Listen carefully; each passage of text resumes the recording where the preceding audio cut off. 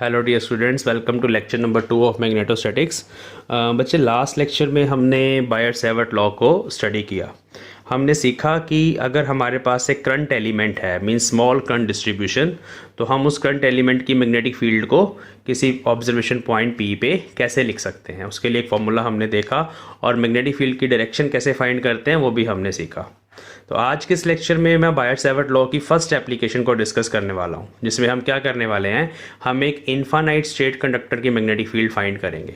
Basically हम पहले finite conductor consider करेंगे, फाइनाइट की मैग्नेटिक फील्ड का फॉर्मूला बनाएंगे using Biot Savart law. Current carrying straight conductor है हमारे पास, और फिर हम उसी फॉर्मूले के कुछ special cases, for example semi infinite conductor, या अगर कंडक्टर की लेंथ इनफाइनाइट हो जाए, या on the axis of conductor magnetic field के क्या एक्सप्रेशन रहेंगे वो हम देखने वाले हैं। इसके साथ साथ I will discuss some numerical problems, जैसे कि जो हमारा फॉर्मूले आएंगे स्ट्रेट कंडक्टर के, उनकी हेल्प से हम किसी स्क्वायर रूप या रेक्टेंगुलर करंट कैरिंग कंडक्टर की मैग्नेटिक फील्ड कैसे फाइंड कर सकते हैं एट ए पॉइंट। ये एप्लीकेशंस भी हम इस लेक्चर में अंडरस्टैंड करने वाले हैं। तो बच्चे, बिल्कुल बेसिक से डेरिवेशन करी जाएगी पहले, फिर डेरिवेशन के बाद हम न्यूमेरिकल प्रॉब्लम्स भी करेंगे, और जो रिजल्ट्स हैं डेरिवेशंस के वो IIT जैम के लिए और CSIR नेट के लिए बहुत ज़्यादा इंपॉर्टेंट है। तो आपने क्या करना है, ध्यान से लेक्चर सुनना है और वीडियो को पॉज करके नोट्स बनाने हैं साथ साथ। ये नोट्स आपके कॉम्पिटिटिव एग्जाम्स में भी काम आएंगे और BSc के एग्जाम्स में भी काम आएंगे। तो चलिए स्टार्ट करते हैं हमारा नेक्स्ट लेक्चर। हम अभी फाइंड करेंगे magnetic field due to a straight conductor. वो जो स्ट्रेट कंडक्टर है, पहले हम उसका फाइनाइट वाला केस करेंगे, उसकी कुछ फाइनाइट लेंथ होगी, फिर उसका स्पेशल केस हम उसको इनफाइनाइट बना देंगे, सेमी इनफाइनाइट बना देंगे, और उसके एक्सिस पे फाइंड करेंगे। ये सारे स्पेशल केसेस हैं। तो let us find magnetic field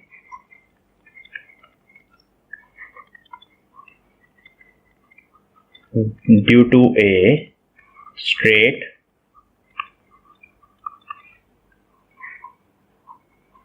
current carrying conductor. ठीक है जी, तो ये हमारा टॉपिक है। सबसे पहले हम फाइनाइट कंडक्टर लेंगे, ठीक है। तो we will take a finite length conductor.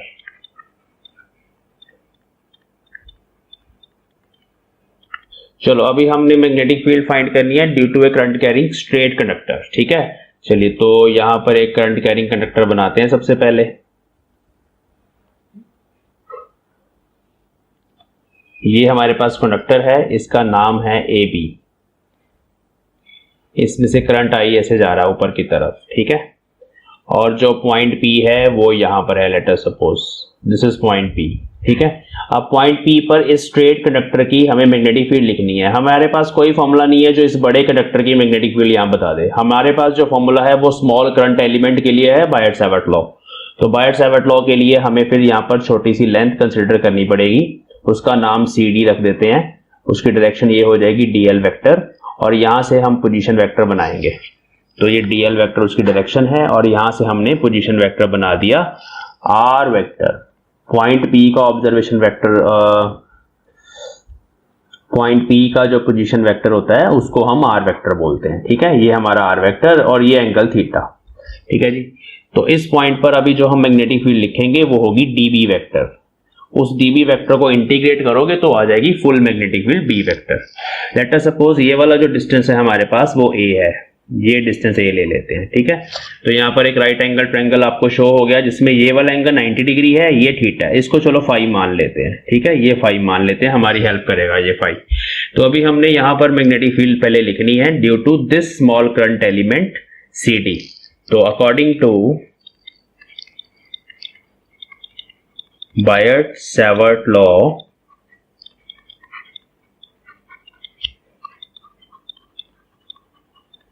the small magnetic field at P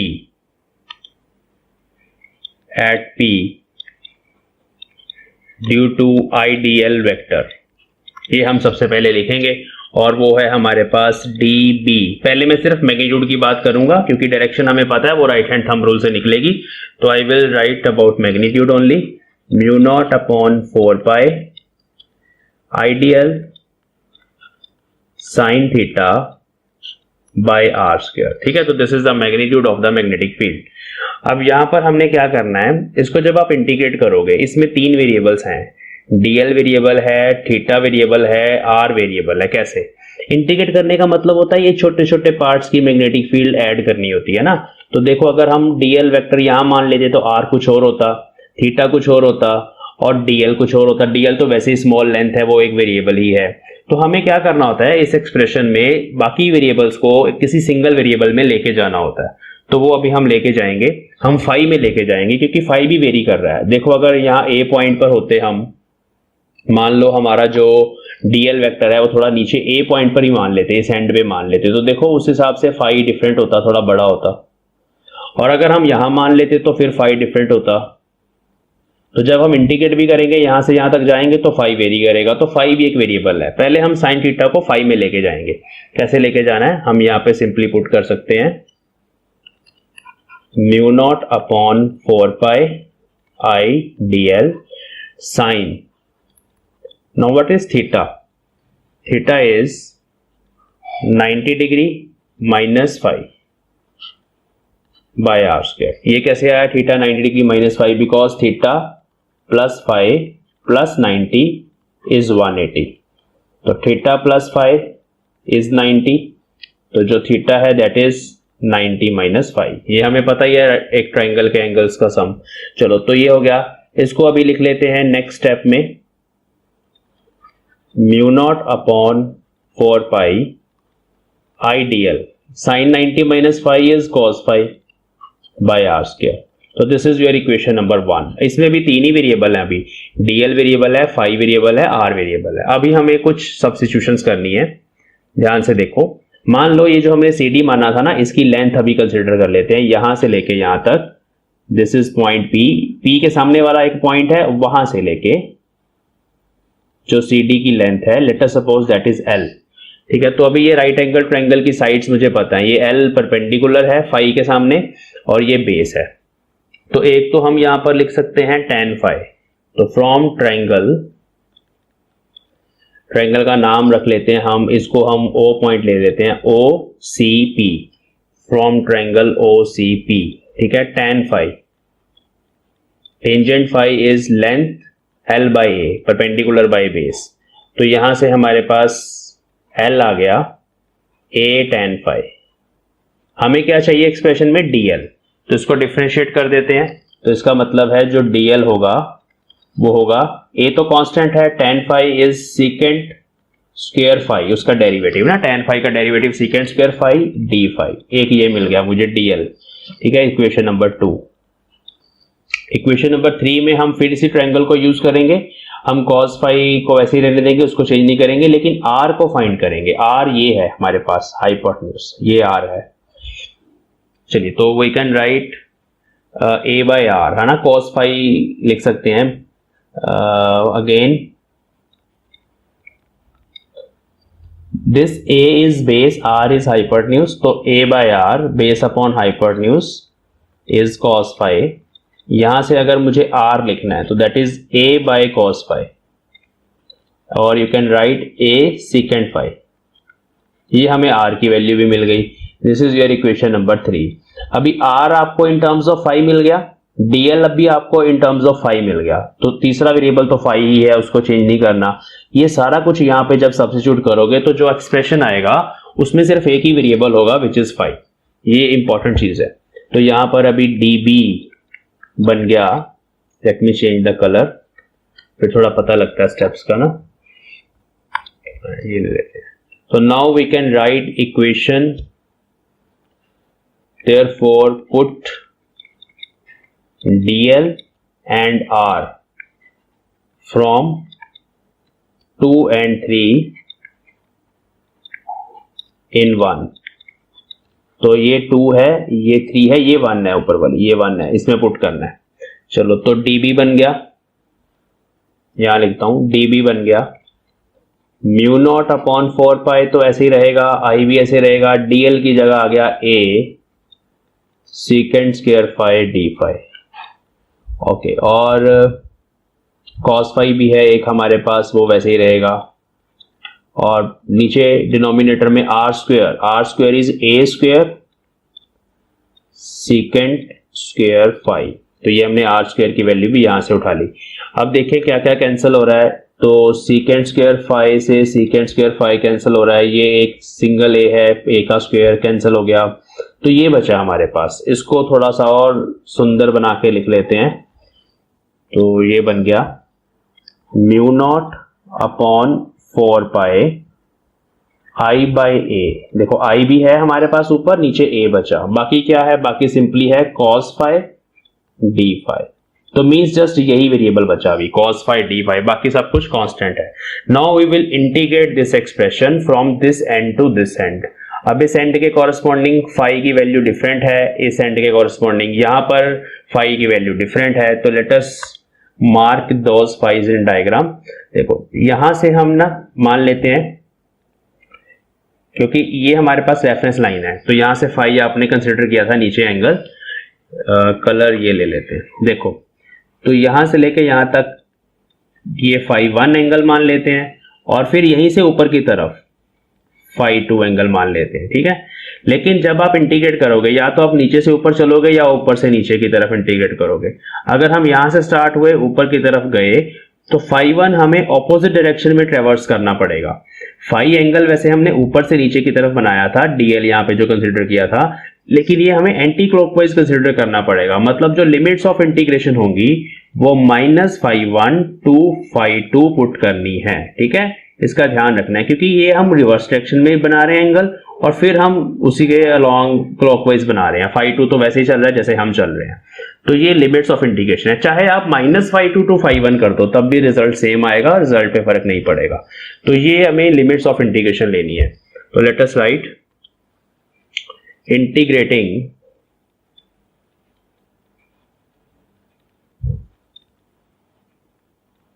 above expression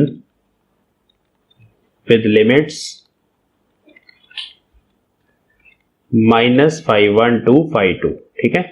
तो हमारे पास ये बनेगा, बहुत आसान है, db की इंटीग्रेशन मैंने b लिख दिया, और इस तरफ हमने इसको इंटीग्रेट करना है। तो देखो mu naught I upon 4 pi ए, ये सब कांस्टेंट है इंटीग्रेशन से बाहर, बाकी बचा -φ1 to φ2 cos phi D phi.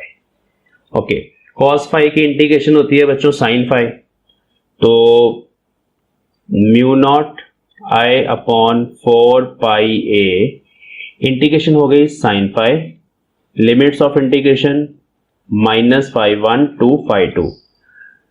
Next sheet पे चलते हैं।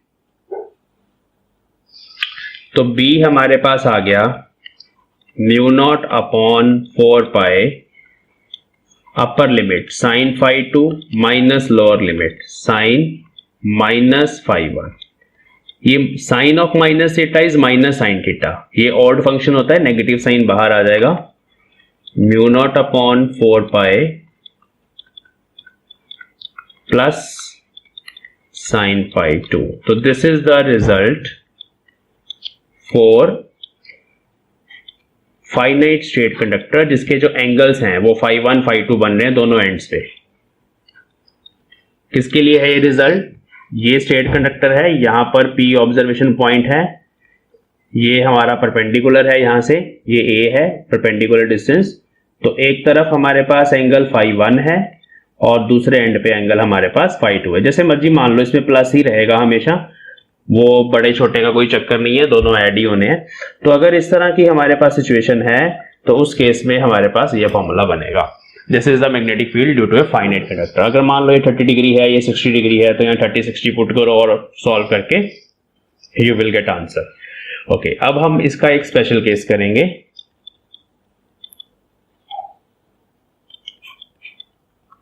इफ कंडक्टर इज इनफाइनाइट, क्या होगा? इनफाइनाइट है तो ये वाला एंड मतलब इन्फिनिटी तक चला गया, ये वाला एंड भी इन्फिनिटी तक चला गया। तो ये जो P पॉइंट से हमने ये जो R बनाया था, ये अब कहां जाके मीट करेगा? ये भी इन्फिनिटी तक, अभी इस एंड पे मीट कर रहा था ना ये पोजीशन वेक्टर, अभी ये कहां मीट करेगा? अभी ये इन्फिनिटी पे जाके मीट करेगा उस एंड को, क्योंकि वो एंड तो इन्फिनिटी तक चला गया, तो ये इन्फिनिटी पे जाके मीट करेगा। तो फिर ये एंगल φ2 कितना हो जाएगा? ये एंगल 90 डिग्री हो जाएगा। और ऐसे ही इस केस में भी दूसरी साइड पर भी ये कहाँ जाके मीट करेगा, इन्फिनिटी पर, तो ये वाला एंगल भी 90 डिग्री हो जाएगा। तो इसमें φ1 is equal to φ2 is equal to 90 degree. तो जब यहां पुट करोगे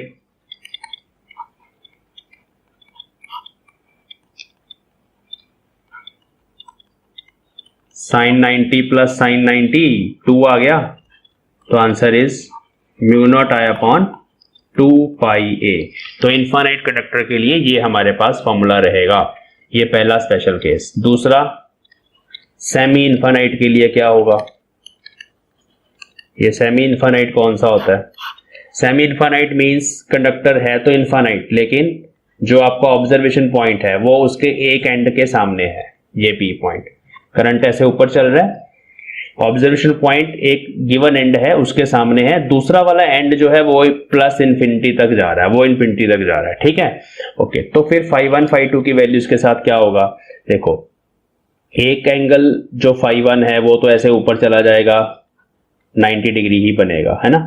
एक एंगल तो दोनों में से 90 बनेगा, क्योंकि यहाँ पर जो पोजीशन वेक्टर यहाँ बना रहे थे आप इसको मैच करने के लिए, वो अब यहाँ मैच नहीं होगा। एंगल बड़ा होता गया होता गया होता गया और मैक्सिमम 90 बन गया। तो एक साइड पर तो 90 आ गया, दूसरे साइड पर कहाँ बनेगा पोजीशन वेक्टर? इस एंड के साथ बना दो इसको। देखो मैं यहाँ बना के दिखाता हूँ, इसी के ऊपर बन जाना है। तो φ2 कितना हुआ? 0। तो इसमें एक एंगल 0 रहेगा, दूसरा एंगल 90 डिग्री रहेगा। तो B of semi infinite mu naught I upon 4 pi A sine 90 plus sine 0। Sine 0 is 0, sine 90 is 1, तो वो 1 आ गया। तो चलो लिखना लिखो, नहीं तो रहने दो। तो यही आंसर है उसके लिए। सेमी इनफाइनाइट के लिए mu naught I upon 4 pi, ये मतलब इसकी हाफ, इनफाइनाइट की हाफ होगी मैग्नेटिक फील्ड। ओके, तो लास्ट केस है एक्सिस पे।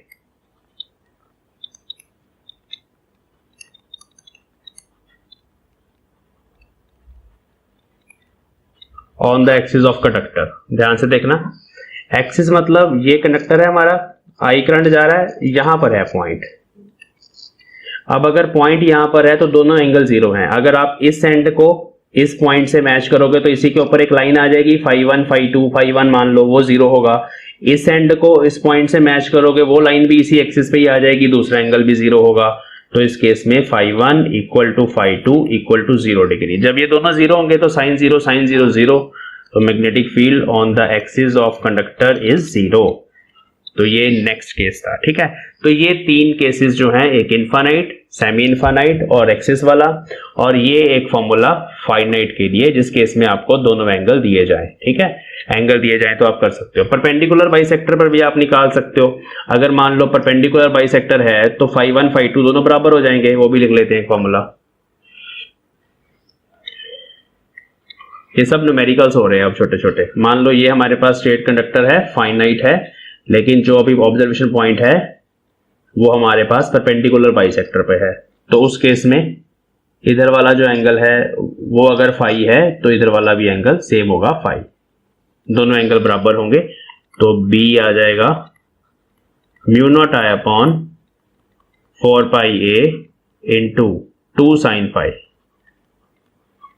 2 साइन फाई। तो 2 से 2 कटा, तो answer is mu naught I upon 2 pi A sine phi. तो ये फॉर्मूला आप लगा सकते हो, और ये फॉर्मूला स्क्वायर की एग्जांपल में हमारी हेल्प करेगा, बहुत आसानी से हम पता कर सकते हैं। अभी करते हैं स्क्वायर वाला क्वेश्चन। तो ये है। अब डायरेक्शन की बात करें तो डायरेक्शन आपको पता ही है, फटाफट बता देते हैं। मान लो ये स्ट्रेट कंडक्टर है, यहाँ पॉइंट पी है, तो यहाँ इनवर्ड होगी मैग्नेटिक फील्ड अगर करंट ऊपर है, और यहाँ आउटवर्ड होगी मैग्नेटिक फील्ड अगर करंट ऊपर है। तो राइट हैंड थंब रूल लगा के देखो, थंब करंट की तरफ रखो, फिंगर्स को घुमाओ तो ऐसे घूमेंगी फिंगर्स, इस पॉइंट से अंदर जाएंगी फिंगर्स, इस पॉइंट से बाहर आएंगी फिंगर्स। तो उस हिसाब से मैग्नेटिक फील्ड की डायरेक्शन हम बता सकते हैं।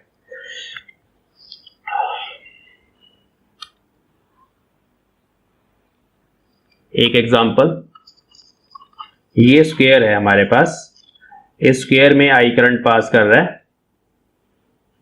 ऐसे। तो ये कैसे जा रहा है? क्लॉकवाइज डायरेक्शन में जा रहा है, और हमें यहां पर ये इंटरसेक्शन ऑफ डायगोनल्स जो होती है वहां पर नेट मैग्नेटिक फील्ड बतानी है, ठीक है। इस पॉइंट पी पर ये करंट की डायरेक्शन है। हाँ जी, तो यही फॉर्मूला लगेगा फाइनाइट वाला। ये परपेंडिकुलर बाइसेक्टर ही होता है ना, तो ये 45 डिग्री एंगल है यहाँ पे, ये भी 45 डिग्री है। डायरेक्शन देखें तो राइट हैंड थंब रूल लगा के देखो, इस कंडक्टर की मैग्नेटिक फील्ड इनवर्ड आएगी, इसकी देखो, इसकी भी इनवर्ड ही होगी। थंब देखो राइट साइड पे चला गया, थंब आपका फिंगर्स घुमा के देखो, यहां से फिंगर अंदर जा रही है, इधर देखो यहां से फिंगर अंदर जा रही है, इधर देखो तब भी थंब आप इस तरफ रखो, रख के देखो थंब और फिंगर्स घुमाओ, और फिंगर्स आपकी ऊपर वाले पॉइंट से स्क्रीन के अंदर जा रही है, मतलब चारों की जो मैग्नेटिक फील्ड है वो इनवर्ड है, ऐसे बता दो। चाहे राइट हैंड थंब रूल ऐसे लगाओ, करंट के अलोंग फिंगर्स घुमाओ, ये जिधर करंट चल रहा है उधर फिंगर घुमाओ, थंब आपका अंदर आ गया, बात वही है, जैसे मर्जी लगा लो। तो इनवर्ड होगी चारों की मैग्नेटिक फील्ड, एक की फाइंड कर लो, 4 से मल्टीप्लाई कर दो, तो यहां बी जो आएगा that will be 4 times magnetic field of one conductor. तो एक की मैग्नेटिक फील्ड का फॉर्मूला ये तुम्हारे सामने यहां लिखा हुआ है, तो ये है mu naught I upon 2 pi A sine phi, sine phi is sine 45, sine 45 is 1/√2।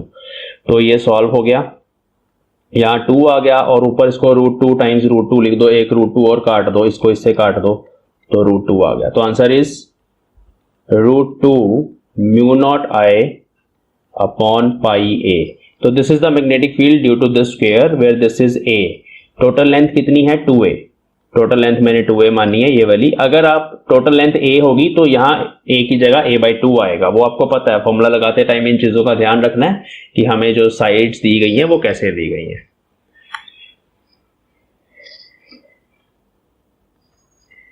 आज हमारा लेक्चर 6:40 पे स्टार्ट हुआ था क्योंकि कोनाक लेट आया था। यहां तक समझ आ गया सबको? बोलो भाई, क्लियर हो गया? ये स्ट्रेट कंडक्टर की डेरिवेशन अच्छे से करनी है, 3 नंबर में आती है, 5 में भी आई हुई है इस केसेस के साथ, तो बहुत आसान है। जस्ट पहले शॉर्ट कंडक्टर के लिए लिखो, फिर ये कुछ मैनिपुलेशंस करके कुछ चेंजेस करके आ जाएगा। चलो अब ऐसे ही स्क्वायर की जगह अगर आपके पास रेक्टेंगल वाला क्वेश्चन आ जाए, रेक्टेंगल के सेंटर पर मैग्नेटिक फील्ड निकालो, तो उसमें जस्ट साइड्स का डिफरेंस होगा, उसका ध्यान रखना। ये क्वेश्चन में आप लोगों ने ट्राई करना है। ये हमारे पास एक रेक्टेंगुलर शेप का कंडक्टर है, करंट आई ऐसे चल रहा है, ये साइड ए है, ये साइड बी है, ये ए है, ठीक है। और इस केस में एंगल्स का ध्यान आपको रखना पड़ेगा, ये हमारे पास इंटरसेक्शन ऑफ डायगोनल्स हैं, ठीक है। तो हमें करंट और ए बी की फॉर्म में ही आंसर फाइंड करना है, 5 हुई नहीं इसमें लिखना, इसका ध्यान रखना, और एंगल्स डिफरेंट होंगे। तो मैं थोड़ा सा हिंट आपको दे देता हूं, अगर ये साइड बी है तो आप इस एंगल को, या जब आपने साइन फाई लिखना है, ये एंगल आपने निकालना है ना, तो आप साइन फाई लिखना चाहते हो, तो sine phi is perpendicular by hypotenuse, ठीक है। तो वो परपेंडिकुलर और हाइपोटेन्यूज आपको निकालने पड़ेंगे। साइन फाई निकलने के लिए ये फाई के सामने वाला परपेंडिकुलर होगा विच इज a/2, और हाइपोटेन्यूज ये होगा। तो अगर ये a है ये b है, तो ये टोटल साइड हो जाएगी √a² प्लस b², और आपने उसका हाफ यूज करना है यहाँ पे, ये वाली जो साइड होगी that will be √a² plus b²/2। तो जहां पर भी आपको साइन फाई चाहिए होगा उसको आपने perpendicular means a/2 upon a² plus b²/2, ये 2 से 2 कटेगा तो ये बनेगा a/√a² प्लस b²। ये साइन फाई की वैल्यू आपको चाहिए होगी हमेशा, इसका आपने ध्यान रखना। ये वाला फाई डिफरेंट होगा, ये वाला फाई डिफरेंट होगा, उसको फाई मान लो, इसको थीटा मान लो, वो डिफरेंट होगा, तो आपको पता चल ही रहा है इसके सामने b है, तो साइन थीटा जहां आपको चाहिए होगा वो आ जाएगा इसी के अकॉर्डिंग b/√a² प्लस b²। ये दोनों की आपको जरूरत पड़ेगी, 2 टाइम्स इनकी ऐड होगी, 2 टाइम्स इनकी ऐड होगी, तो एक्चुअली जो मैग्नेटिक फील्ड आएगी that will be 2 times ABCD, 2 times magnetic field of AB plus 2 times magnetic field of AB, ये है, ये AD है, AD, ठीक है, ऐसे आंसर आएगा। तो 2 times mu naught I upon 4 pi ए, ये हमारे पास ए की जगह डिस्टेंस चाहिए, ये वाला डिस्टेंस ए बी के लिए बोल रहा हूं ना, तो ये डिस्टेंस b/2, ध्यान से देखो कैसे पुट करना पैरामीटर्स को। तो फॉर्मूला पहले लिख दूं यहां पे, mu naught I upon 4 pi A sine phi 2 sine phi, ये है ना हमारा फॉर्मूला, क्योंकि यहाँ दोनों तरफ एंगल सेम ही है, तो sine phi plus sine phi 2 sine phi. तो ये मैंने mu naught I upon 4 pi ये लिख दिया, अब 2 साइन फाई लिख रहा हूं मैं, तो 2 साइन फाई प्लस दूसरे के लिए फिर से 2 टाइम्स ये 2 आ गया म्यू नॉट आई अपॉन 4 पाई। मैं एडी की बात कर रहा हूं, एडी ये है, तो ये साइड हमारे पास a बाई 2 होगी, यहां से लेकर यहां तक की साइड, तो इसको हम लिख देंगे a बाई 2 और फिर 2 साइन थीटा आएगा यहाँ पे, क्योंकि ये वाला एंगल थीटा है। तो इसको आपने सॉल्व करना है, तो ये हो ही जाएगा सॉल्व, ये तो कट गए सब, ठीक है जी, ऐसे करके। और साइन फाई की जगह ये आएगा फैक्टर, साइन थीटा की जगह ये फैक्टर आएगा, कर ही देते हैं आप। तो ये 2 ऊपर चला गया, 2 mu naught I upon pi times B, sine phi की जगह आ गया जी हमारे पास a upon under root A square plus B square plus mu naught I, ये वाला 2 ऊपर चला गया, pi a into B upon A square plus B square under root. तो जस्ट ये हमारे पास आंसर है, जो जो चीजें कॉमन है कॉमन वाली बाहर निकाल लो, a by pi B, A by B plus B by A अंदर रहेगा, बाकी सब बाहर आएगा, दिस इज आंसर। चलिए, तो इस तरह से डायरेक्शन बतानी है, हम साथ में से क्रॉस लगा देते हैं आंसर के साथ। क्रॉस लगाने का मतलब है कि इसकी डायरेक्शन मैग्नेटिक फील्ड की इनवर्ड है, ठीक है। वो आपको कैसे पता चला इनवर्ड? देखो ये क्लोज्ड सर्कल्स होते हैं ना, जो क्लोज्ड, जैसे ये स्क्वायर बन गया, सर्कल भी करेंगे हम, उस केस में राइट हैंड थंब रूल ऐसे लगाओ, अपनी जो फिंगर्स हैं, फिंगर्स ऑफ राइट हैंड को ऐसे घुमाओ करंट के along, rotate along current, current के अलोंग फिंगर्स को घुमाओ। ये मैं किसके लिए बोल रहा हूं? क्लोज्ड लूप्स के लिए, किसी भी शेप की हो, क्लोज लूप्स के लिए फिंगर्स को ऐसे घुमा दो जैसे करंट चल रहा है, और देखो थंब किधर जा रहा है आपका, तो थंब आपका इस केस में इनवर्ड है। Thumb will give you the direction of magnetic field, ठीक है। तो वो इनवर्ड आ रहा है, देखो फिंगर्स ऐसे घुमाओगे थंब इनवर्ड आएगा, तो आप ऐसे डायरेक्टली बता सकते हो। तो ये स्ट्रेट कंडक्टर आज हमने सीखा, स्ट्रेट कंडक्टर की मैग्नेटिक फील्ड्स के बारे में बात करी। आई होप आपको अच्छे से समझ आ गया। 4 मिनट रह गए हैं, ये देख लो, इसकी भी निकाल लेते हैं। यहां हमारे पास एक पॉइंट है x y, x comma y, and current is going in this direction and I have to find the magnetic field at this point, ठीक है। तो ये हमारे पास अभी केस है, देखो जी। तो ये हमारे पास जो डिस्टेंस होगा वो x होगा, ये डिस्टेंस जो होगा वो y होगा, ओके। इस एंड के कॉरस्पॉन्डिंग हम इस एंगल को फाइंड करेंगे, और एक एंगल हमें इस तरफ चाहिए जिसको हम 90 मान लेते हैं। तो magnetic field at point P is actually magnetic field of OB plus magnetic field of OA, है ना। ये नाम रखती है मैंने कंडक्टर्स के, दोनों की ऐड होगी, देखो आप करके देखो ऐड होगी, कैसे पता लगेगा? रखो इस केस में थंब इस तरफ रखो और फिंगर्स देखो बाहर आ रही हैं, और इस केस में थंब नीचे की तरफ देखो तब भी फिंगर्स आपकी बाहर आ रही है। तो दोनों ही केसेस में मैग्नेटिक फील्ड ऐड होनी है, इसलिए मैंने प्लस साइन लगा दिया। अब मैं पहले OA की बता दूं आपको कैसे लिखनी है। देखो फॉर्मूला है mu naught I upon 4 pi ए की जगह ये परपेंडिकुलर डिस्टेंस होता है जो इस कंडक्टर के लिए y है, y, ठीक है। और साथ में आता है sine phi 1 plus sine phi 2। चलो साइन फाई 1 कितना, ये हमने लिख दिया 4 पाई वाई, साइन फाई 1 ये मान लेते हैं फाई 1। फाई 1 कैसे निकालेंगे? देखिए ये हमें पता है साइड, ये वाली साइड x के बराबर है, ये राइट एंगल ट्रायंगल है, और ये हाइपोटेन्यूज हो गया x square plus y square, ठीक है जी। तो ये यहां पे पुट कर देते हैं, sine phi is perpendicular which is x by hypotenuse, x square plus y square, ये साइन फाई 1 हो गया, प्लस साइन फाई 2 90, उसका 1 आ जाएगा, साइन 90 इज 1। तो this is magnetic field at point P due to this OA conductor. और दूसरे की अगर लिखूं OB की लिख देते हैं, तो वो जस्ट अगर आप तुक्का भी लगाना चाहो तो लगा सकते हैं, y की जगह x कर दो, यही आंसर आएगा, यू कैन चेक।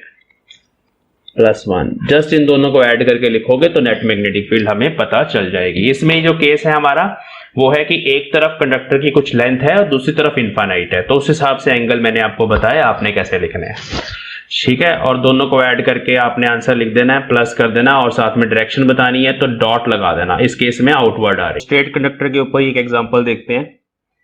इस केस में हमारे पास दो कंडक्टर्स हैं, एक इस तरह से करंट जा रहा है I1 इनटू द पेपर और इससे कुछ डिस्टेंस पर एक करंट डॉट लगा के रिप्रेजेंट किया गया है which is I2। This is outside the paper, outwards the paper. ये पेपर के बाहर आ रहा है करंट, ये पेपर के अंदर जा रहा है और इन दोनों में जो सेपरेशन है that separation is given R is equal to 6 centimetres और I1 I2 की जो वैल्यूज हैं, I1 I2 की values are also given. I1 is given as 5 amperes, I2 is given as 2 ampere. तो ये हमें दो करंट्स दिए गए हैं and we have to find that point on this line joining where the net magnetic field is 0। Net magnetic field 0 find करनी है, जैसे हम इलेक्ट्रिक फील्ड में करते थे नेट इलेक्ट्रिक फील्ड 0, यहाँ पर नेट मैग्नेटिक फील्ड 0। उस पॉइंट पर उसको न्यूट्रल पॉइंट भी बोल लेंगे क्योंकि नेट मैग्नेटिक फील्ड 0 है। और उस पॉइंट पर क्या होना चाहिए कि इन दोनों की जो मैग्नेटिक फील्ड है that should be equal and opposite, equal होनी चाहिए और ऑपोजिट होनी चाहिए। तो ऑपोजिट के लिए पहले देखते हैं कि वो जो ऑब्जर्वेशन पॉइंट है क्या वो इन बिटवीन चाहिए या आउटवर्ड चाहिए, ठीक है। इस क्वेश्चन में ना मेंशन नहीं है कि भाई ये किस तरह का कंडक्टर है, लॉन्ग कंडक्टर है, इनफाइनाइट है, कैसा है, ये मेंशन नहीं है। लेकिन और भी कोई डाटा गिवन नहीं है, तो इसका मतलब है हमें यहाँ पर इनफाइनाइट कंडक्टर कंसिडर करके चलना है। इनफाइनाइट कंडक्टर का जो फॉर्मूला होता है इस पे वो लगेगा, करंट बोला गया जस्ट I1 I2, तो हम इसकी लेंथ काफी लॉन्ग लेके चलेंगे। तो लॉन्ग कंडक्टर के लिए हमारे पास मैग्नेटिक फील्ड का फॉर्मूला μ0I/2πa ये होता है, ठीक है, where a is the distance of observation point. पहले हम डायरेक्शन को देखेंगे, ध्यान से देखो। अगर मैं इन बिटवीन ले लूं पॉइंट कहीं पे, यहां पे अगर पॉइंट ले लूं, लेट अस सपोज मैंने यहां पे कोई पॉइंट कंसिडर कर लिया, इस करंट की जो मैग्नेटिक फील्ड है इस पॉइंट पर हमने कैसे फाइंड करनी डायरेक्शन, थंब को रखना करंट के अलोंग और राइट हैंड की फिंगर्स को घुमा के देखना है। तो यू विल सी कि राइट हैंड की फिंगर्स यहां से नीचे की तरफ जा रही हैं, ठीक है। थंब को रखो स्क्रीन के अंदर की तरफ, राइट हैंड के थंब को, और जब आप फिंगर्स को घुमाओगे तो they will rotate like this. तो इस पॉइंट से फर्स्ट कंडक्टर की मैग्नेटिक फील्ड B1 वेक्टर वो नीचे की तरफ बन गया। इस केस में देखेंगे सेकंड कंडक्टर के लिए, सेकंड कंडक्टर के लिए पॉइंट यही है P मैंने माना जो, फिर से हमने क्या करना है, थंब को करंट के अलोंग रखना है, मतलब अभी इस केस में राइट हैंड के थंब को आउटवर्ड रखना है और जब आप अपनी फिंगर्स को घुमाओगे तो वो ऐसे घूमेंगे, you will see they will rotate in anti clockwise direction like this, ठीक है। तो अगर वो ऐसे घूमेंगी तो इस कंडक्टर की भी जो मैग्नेटिक फील्ड है इस पर्टिकुलर पॉइंट पर नीचे की तरफ ही बनेगी B2। तो इसका मतलब है ये दोनों फील्ड्स ऐड हो जाएंगी, कहीं पर भी ले लो पॉइंट, ये दोनों फील्ड्स ऐड हो जाएंगी अगर वो पॉइंट ऑफ ऑब्जर्वेशन आप इन बिटवीन द कंडक्टर्स लोगे, ठीक है। तो ये चीज एक क्लियर हो गई। ये कौन सा केस है, ये है ऑपोजिट करंट्स वाला केस। ऑपोजिट करंट्स, दोनों करंट्स जो है ऑपोजिट है, एक अंदर की तरफ है और एक बाहर की तरफ है, तब जो इक्विलिब्रियम पॉइंट है इन बिटवीन नहीं मिलता। Equilibrium point outside the current carrying conductors मिलता है, मतलब वो मिलेगा इस रीजन में, या तो इस लाइन पे मिलेगा या इस लाइन पे मिलेगा, ठीक है बच्चों। अब मैग्नेटिक फील्ड भी इनवर्सली प्रोपोर्शनल टू डिस्टेंस है, जितना करंट छोटा हो जाएगा उतना डिस्टेंस भी छोटा होना चाहिए so that they compensate. Means ये जो पॉइंट ऑफ इक्विलिब्रियम होगा जहां पर नेट मैग्नेटिक फील्ड 0 होगी वो पॉइंट छोटे करंट के पास होगा। ध्यान रखना कि जो न्यूट्रल पॉइंट है that is near to the smaller current, ठीक है। तो यहाँ छोटा वाला करंट ये है 2 एम्पेयर और बड़ा वाला करंट ये है 5 एम्पेयर। तो न्यूट्रल पॉइंट जो होगा वो स्मॉल करंट के पास होगा, इसलिए मैं उस पॉइंट को यहां पे मानूंगा कि let us suppose this is the Q point जहां पर नेट मैग्नेटिक फील्ड 0 है, ठीक है। तो सबसे पहले इसको रब कर देते हैं क्योंकि यहां पर नेट मैग्नेटिक फील्ड 0 नहीं हो सकती, दोनों ऐड हो रहे हैं। लेकिन अगर पॉइंट आप आउटसाइड द कंडक्टर्स लोगे तो वहां पर नेट मैग्नेटिक फील्ड 0 हो सकती है। तो लेट अस सी, हम मान लेते हैं कि इसका जो डिस्टेंस है सेकंड कंडक्टर से वो x है, ठीक है, ये x मान लेते हैं और हमें ये x ही फाइंड करना है, ठीक है बच्चों। अब Q पॉइंट पर हम इसकी फील्ड लिखेंगे फर्स्ट वाले कंडक्टर की, तो वो आ जाएगी B1 is equal to μ0 I1 upon 2 pi r plus X, क्योंकि फर्स्ट कंडक्टर का distance from the observation point r plus X है, ठीक है। तो ये B1 मैग्नेटिक फील्ड है। सिमिलरली इसी पॉइंट पर हम B2 का मैग्नीट्यूड लिखेंगे, तो B2 का मैग्नीट्यूड होगा म्यू नॉट I2 अपॉन 2 पाई और डिस्टेंस है x। इसके लिए डायरेक्शंस की बात कर लेते हैं।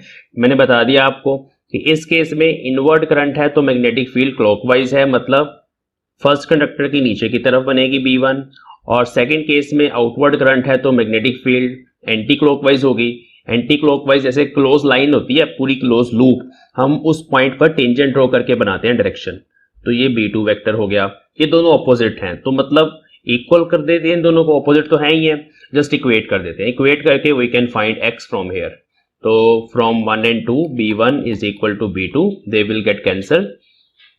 म्यू नॉट I1 की value 5 upon 2 pi r plus X, r is 6 plus X, और यहां पर हो गया म्यू नॉट इंटू 2, सेकेंड वाला करंट हमारे पास 2 है, अपॉन 2 पाई एक्स, ठीक है।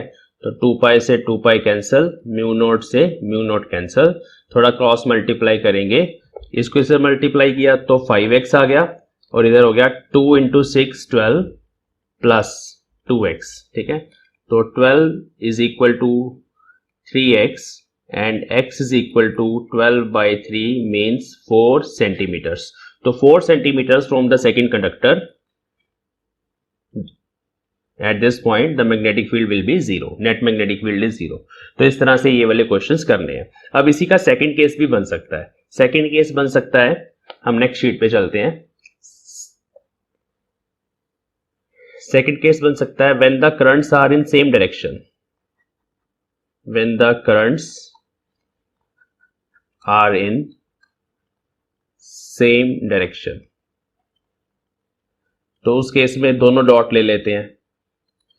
अगर दोनों डॉट हैं करंट्स, ये I1 करंट है, ये I2 करंट है, और आपने फाइंड करना है नेट मैग्नेटिक फील्ड कहां से होगी। अब देखो इसकी जो मैग्नेटिक फील्ड लाइन है वो एंटी क्लॉकवाइज है, मींस अगर मैं यहां पर P पॉइंट कंसिडर कर लूं तो इस P पॉइंट पर इसकी magnetic field line anti clockwise बनेगी। थंब को स्क्रीन के बाहर रखो और फिंगर्स को घुमाओ तो I1 के कॉरस्पॉन्डिंग B1 ऊपर की तरफ बनेगा, और इस केस में भी जो मैग्नेटिक फील्ड है वो एंटी क्लॉकवाइज ही बनेगी।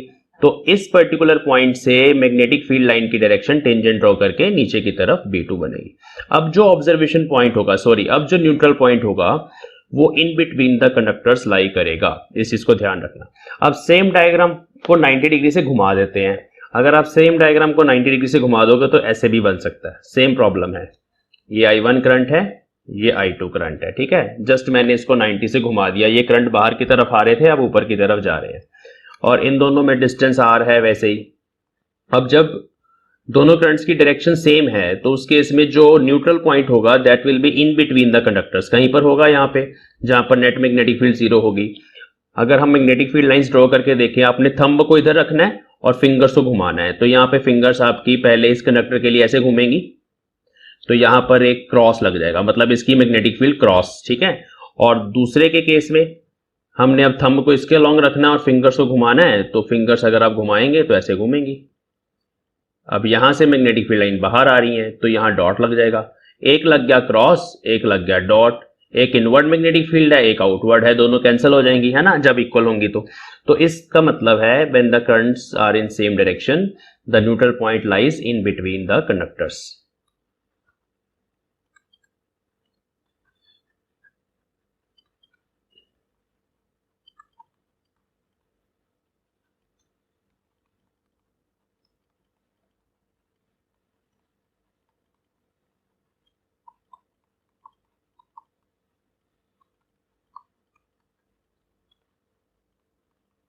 तो ये ध्यान रखना, और अगर करंट्स ऑपोजिट डायरेक्शन में है तो फिर वो आउटसाइड द कंडक्टर लाई करता है इक्विलिब्रियम पॉइंट। मींस अगर एक करंट ऐसे ऊपर जा रहा है I1 और दूसरा करंट ऐसे नीचे आ रहा है I2, तो उस केस में let us suppose I1 is less than I2, ये वाला करंट छोटा है, ये बड़ा, तो जो न्यूट्रल पॉइंट होगा इसके पास होगा, यहां पे होगा, ठीक है। तो this will be neutral point, यहां पर कहीं पे होगा, जस्ट आपने इक्वेट करना है, एक डिस्टेंस x मान लेना और एक डिस्टेंस r आपको पता ही है। तो वही सेम क्वेश्चन है जो अभी हमने किया। और अगर I2 छोटा होता तो न्यूट्रल पॉइंट इस साइड पे होता, इसका ध्यान रखना। तो ये पैरेलल कंडक्टर्स का क्वेश्चन है which is very very important. Okay, अब सेम क्वेश्चन को ना ऐसे भी पूछा जाता है, दो कंडक्टर दे दिए जाते हैं ऐसे, करंट सेम डायरेक्शन में या अपोजिट डायरेक्शन में दे देते हैं, जैसे यहाँ पे I1 दे दिया, यहाँ I2 दे दिया, और पॉइंट खुद से दे देते हैं, P पॉइंट, उसका डिस्टेंस दे देते हैं, ये सेपरेशन दे दिया R, ये दे दिया X। तो पूछ लेते हैं कि भाई P पॉइंट पर नेट मैग्नेटिक फील्ड कितनी होगी। तो फिर डायरेक्शंस का ध्यान रखना है, सारा कुछ वैसे ही चलेगा। जैसे इस कंडक्टर की बात करें तो इसके लिए जो मैग्नेटिक फील्ड होगी क्रॉस लगेगा, इनवर्ड, और इस केस में करंट नीचे की तरफ है, उसकी मैग्नेटिक फील्ड में डॉट लग जाएगा। तो मींस B1 जो है उसकी डायरेक्शन अंदर की तरफ है, और B2 जो मैग्नेटिक फील्ड है उसकी डायरेक्शन बाहर की तरफ है। मींस ये दोनों मैग्नेटिक फील्ड्स आपस में सब्ट्रैक्ट होंगी इस पर्टिकुलर पॉइंट पे। तो आपने बड़ी वाली मैग्नेटिक फील्ड में से छोटी वाली को सब्ट्रैक्ट करना है। कौन सी बड़ी होगी कौन सी छोटी होगी डिपेंड करेगा इन वैल्यूज पे। जैसे फॉर एग्जांपल अगर मुझे B1 लिखनी है यहाँ पे, तो B1 का फॉर्मूला बनेगा mu naught I1 upon 2 pi R plus x. तो आपको सब कुछ गिवन होगा, R X everything is given. तो जब ये सब कुछ गिवन होगा तो आप ये फैक्टर देख सकते हो ये बड़ा है या कोई दूसरा वाला बड़ा है। B2 कितना होगा, mu naught I2 upon 2 pi x, ठीक है, उसके लिए डिस्टेंस x है। तो डायरेक्शंस हमने पहले ही बना ली है राइट हैंड थंब रूल लगा के कि भाई दोनों ऑपोजिट हैं। तो दोनों का मैग्नीट्यूड कैलकुलेट करो और फिर दोनों को सब्ट्रैक्ट कर दो, बड़े वाले में से छोटे वाले को करना, ठीक है। तो जो आंसर आएगा नेट मैग्नेटिक फील्ड आएगी वो उधर ही आएगी जिधर आपका बड़ा वाला वेक्टर है, जो भी इसमें से बड़ा होगा। डिपेंड करेगा ना I1 और X की वैल्यूज पर, इन चीजों पे डिपेंड करेगा। हो सकता है करंट बड़ा हो ये वाला, हो सकता है ये R और X के फैक्टर जो है वो बेसिकली R प्लस X तो बड़ा ही है, करंट पे डिपेंड करेगा। तो ये क्वेश्चन ऐसे भी आ सकता है, नेट मैग्नेटिक फील्ड यहाँ फाइंड कर लो, यहाँ कोई पॉइंट दे दिया Q point, net magnetic field यहाँ फाइंड कर लो, यहाँ कोई पॉइंट दे दिया L पॉइंट, यहाँ भी फाइंड कर लो। तो हर किसी पॉइंट पर आप नेट मैग्नेटिक फील्ड निकाल सकते हो। ये क्वेश्चन CBSE में आया हुआ है, ठीक है। इजी क्वेश्चन है, जस्ट इसी फॉर्मूले की एप्लीकेशन है और वेक्टर्स आने चाहिए। चलिए अभी हम कर लेते हैं एक और क्वेश्चन। तो हम मान लेते हैं स्क्रीन के प्लेन में हमारे पास इनफाइनाइट लेंथ के दो कंडक्टर्स पड़े हुए हैं, एक ये और एक उसके परपेंडिकुलर ये दूसरा वाला, ठीक है। और ये करंट है I1 और ये करंट है I2, दोनों इनफाइनाइटली लॉन्ग हैं। और हमें फाइंड करनी है the locus of the point at which the net magnetic field is 0। हमें लोकस फाइंड करना है, locus of all the points where B net magnetic field दोनों की 0 हो जाए, वो हमें फाइंड करना है। लेट अस सपोज ए पॉइंट P, यहां पर हम एक पॉइंट मान लेते हैं कहीं पर भी P पॉइंट, उसके कोऑर्डिनेट्स मान लेते हैं x, y। डायरेक्शंस की बात करते हैं। देखो इसकी जो मैग्नेटिक फील्ड है, इस कंडक्टर की मैग्नेटिक फील्ड इस पर्टिकुलर पॉइंट पर वो हमारे पास आएगी इनवर्ड, ठीक है। तो मैं इसके कॉरस्पॉन्डिंग क्रॉस लगा देता हूं यहाँ पे। और इसकी मैग्नेटिक फील्ड अगर आप राइट हैंड थंब रूल लगाओ, थंब को इस तरफ रखो और फिंगर्स को घुमाओ और इस कंडक्टर को ग्रैस्प करना है, तो आपकी फिंगर्स ऐसे घूमेगी, तो यहां से जो मैग्नेटिक फील्ड है वो आउटवर्ड आएगी। मींस इसकी मैग्नेटिक फील्ड और इसकी मैग्नेटिक फील्ड दोनों की डायरेक्शन ऑपोजिट है इस पर्टिकुलर पॉइंट पर। कहीं और मान के देख लेते हैं पॉइंट, यहां देख लेते हैं पॉइंट मान के। चलो अगर यहां देख लें तो इसकी मैग्नेटिक फील्ड अगर हम बात करें तो बाहर की तरफ है, ठीक है, और इसकी बात करें तो बाहर की तरफ है। मींस इस रीजन में नहीं हो सकता। अगर हम यहां पे बात करें दोनों की मैग्नेटिक फील्ड आउटवर्ड है। यहां पे बात करते हैं इस रीजन में, इस रीजन में इसकी मैग्नेटिक फील्ड फिर से लेफ्ट साइड है, बाहर की तरफ है, लेकिन दूसरे की इनवर्ड है ना। देखो दूसरे की मैग्नेटिक फील्ड इस पॉइंट पर इनवर्ड है। देखो पहले की डॉट लगेगी, ऐसे ग्रैस्प करेंगे कंडक्टर को तो फिंगर्स यहां से बाहर आएंगी। इस केस में ऐसे बनेगी मैग्नेटिक फील्ड लाइन, क्रॉस लगेगा। तो मतलब अगर हम पॉइंट यहां मानते थर्ड क्वाड्रेंट में तो यहां पर भी दोनों ऑपोजिट वेक्टर्स होते। लेकिन अगर हम फिर यहां चले जाते हैं तो इस पर्टिकुलर पॉइंट पर देखें तो दोनों की ही मैग्नेटिक फील्ड इनवर्ड आएगी, उसकी भी क्रॉस उसकी भी क्रॉस। मींस यहां पर नहीं हो सकता कोई भी ऐसा पॉइंट जहां पर नेट मैग्नेटिक फील्ड 0 हो, और यहां पर भी कोई ऐसा पॉइंट नहीं हो सकता जहां पर नेट मैग्नेटिक फील्ड 0 हो। तो रीजन 1 में हो सकता है, रीजन 3 में हो सकता है, ये 2 रीजन में नहीं हो सकता और रीजन नंबर 4 में भी नहीं हो सकता। तो फर्स्ट और थर्ड क्वाड्रेंट में पॉसिबल है, ठीक है। चलिए फिर हम क्या करते हैं, अगर हमने एक्स वाई यहां माना है तो दोनों मैग्नेटिक फील्ड्स यहां पे लिख लेते हैं। फर्स्ट की magnetic field B1 mu naught I1 upon 2 पाई। देखो B1 जो है ना, इसकी मैग्नेटिक फील्ड लिख रहे हैं, उसके लिए हमें ये डिस्टेंस चाहिए, ये वाला डिस्टेंस, और ये वाला डिस्टेंस जो है ये एक्स एक्सिस के अलॉन्ग है ना, मैंने एक्स वाई पॉइंट माना है ना, तो ये डिस्टेंस एक्स डिस्टेंस पे होगा, यहाँ एक्स आएगा, ठीक है, B1 में। और B2 में हमारे पास, मतलब इसकी बात कर रहे हैं तो ये डिस्टेंस लेना पड़ेगा, ये y है, तो mu naught I2 upon 2 pi y, ये दोनों चीजें हमारे पास आ गई। अब हमें क्या चाहिए, डायरेक्शंस तो हमें पता ही है, दोनों ऑपोजिट हैं, जस्ट हम ये चाहते हैं कि दोनों कैंसिल हो जाएं, एक दूसरे के बराबर आ जाएं, तो we will just equate these two vectors, B1 is equal to B2। इनको इक्वेट करेंगे mu naught I1 upon 2 pi x, और दूसरे केस में mu naught I2 upon 2 pi y, तो ये फैक्टर कट गए और हमारे पास इक्वेशन आ गई y is equal to I2 by I1 into x। तो this is equation of straight line, straight line की इक्वेशन है ये। अगर मैं यहां पे पॉइंट मान लेता तब भी कोई प्रॉब्लम नहीं थी, रिजल्ट तो सेम आने थे, मैं पॉइंट एक्स वाई की जगह माइनस एक्स माइनस वाई मान लेता, तो डायरेक्शन भी चेंज होनी है और तो कुछ नहीं होना, रिजल्ट सेम है। तो ये जो स्ट्रेट लाइन की इक्वेशन आई है मेरे पास, y is equal to mx, जिसकी स्लोप कितनी है, स्लोप है I2 बाई I1।